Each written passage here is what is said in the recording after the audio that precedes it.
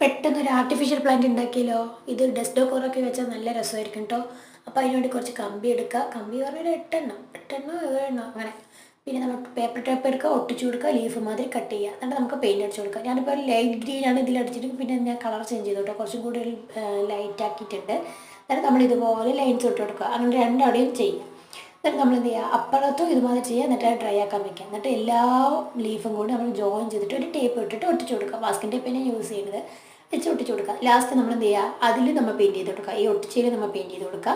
എന്നിട്ട് ഞാനിപ്പോൾ എടുത്തിരിക്കുന്നത് ഇതിൻ്റെ നിങ്ങൾക്ക് അതിന് താഴെ ഒരു പോട്ടാക്കി വയ്ക്കാൻ വേണ്ടി നമ്മൾ പേപ്പർ കപ്പ് വേണമെങ്കിൽ എടുക്കാം. ഞാനിപ്പോൾ എൻ്റെ ഒരു ബോട്ടിലിൻ്റെ ക്യാപ്പുള്ളത് കൊണ്ട് ഞാൻ അതിൽ ജൂട്ട് ത്രെഡ് ചുറ്റിയിട്ട് അങ്ങനെ ഒരു വിൻറ്റേജ് തീമാക്കി വെച്ചിട്ടുണ്ട്. എന്നിട്ട് അതിൽ ഞാൻ പെയിൻ്റ് ഒന്നും അടിച്ചു കൊടുത്തിട്ടില്ല. ഇതിൻ്റെ ഉള്ളിൽ ഞാൻ ഇത് നിൽക്കാൻ വേണ്ടി തെർമോക്കോൾ വെച്ചിട്ട് അതിൽ കുറച്ച് പെയിൻറ്റ് അടിച്ചു കൊടുത്തിട്ടുണ്ട് കേട്ടോ. ഇത് ഫിറ്റ് ചെയ്ത് കൊടുക്കുക. അത്രേ ഉള്ളൂ. ഇഷ്ടപ്പെട്ട ലൈക്ക് ചെയ്യുക, ചാനൽ സബ്സ്ക്രൈബ് ചെയ്യുക. ബൈ.